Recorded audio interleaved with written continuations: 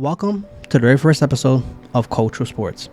Yes, I used to talk about Colts football on my other channel, Culture Universe, but due to algorithm issues, going back and forth with anime and Colts content, it just wasn't working out. So I decided to make a second channel dedicated to Colts content only. Ooh, yeah, baby!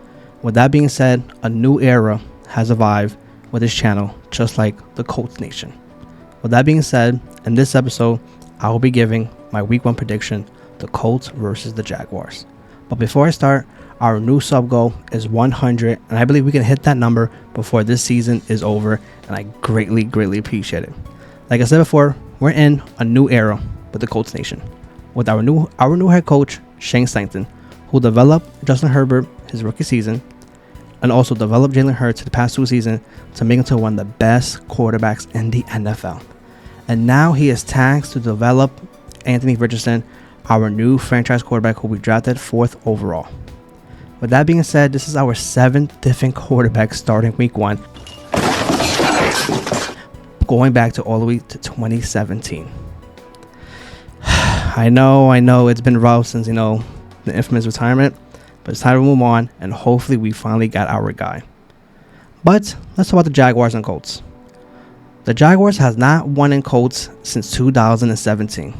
And just like us, the Colts haven't beat the Jaguars in Jacksonville since 2014.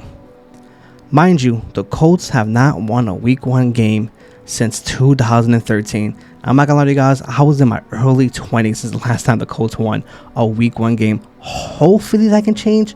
Hopefully, but due to this game, I'm not really too sure about that. Last year, like I said before, we have new coach. The Eagles averaged 29.1 points per game, ranked 2nd in the NFL. But the Colts, we ranked 30th with a measly 17 points a game. That was horrendous. And that right there, hopefully with Shane Steichen coming to his offense, hopefully we can get a new spark, and hopefully we can maybe be in the top 15 this year, averaging maybe 23 to 24 points a game. That would definitely be an upgrade from last year's 17 points a game. And last year, the 2 games got the Jaguars. The first game, it was a complete shutout. We lost that first game back in September. And the next up, one of the, probably the best game of the season was that infamous game-winning touchdown from Alec Pierce. Was truly amazing. I think there was like 17 seconds left. Matt Ryan just threw it up in the air before he got demolished. And that was the end. So we finished, 1-1 last year with the Jacksonville Jaguars.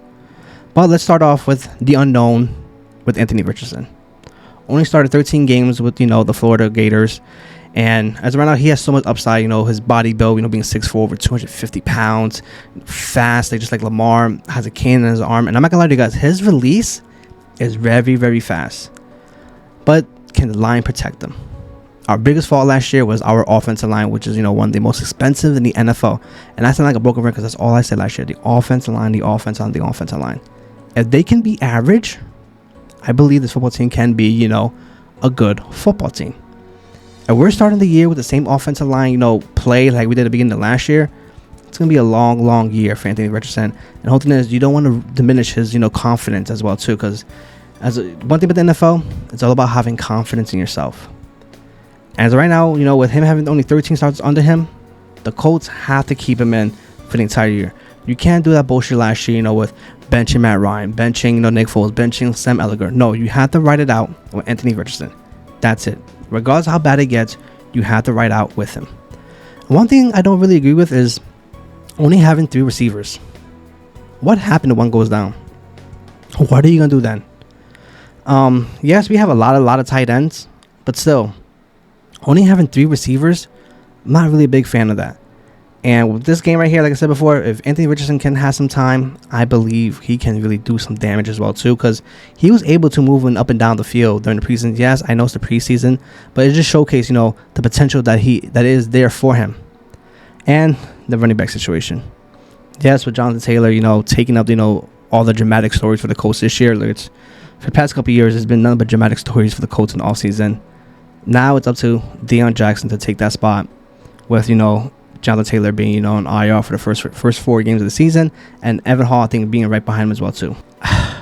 Deion Jackson does run really hard, but he doesn't really, average that much, with yards per carry. So I feel like it's going to be a dual threat with him and Deion Jackson and Evan Hall. Except for he's really good at pass blocking, so now there can be a plus for him, which you'll probably see more of him in the field as well too. Like I said before, it's all about protecting Anthony Richardson. If Anthony Richardson can push the ball down the field, which was horrendous last year, I believe the Colts will have a chance in this game. But can Anthony Richardson protect the ball?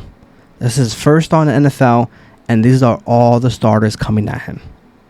How is he going to handle the pressure? One thing about Anthony Richardson was about his tape is that he avoids taking, unnecessary sacks, and when has great presence in the pocket as well too.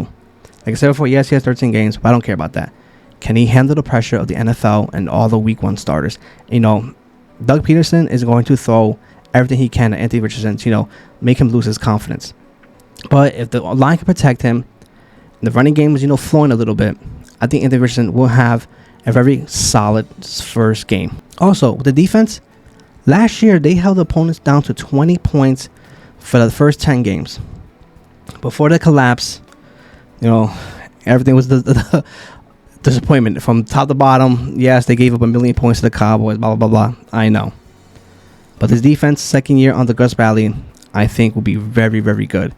As of right now, Shaq Leonard is in concussion protocol, but if he can play, he would definitely be an X factor for this team.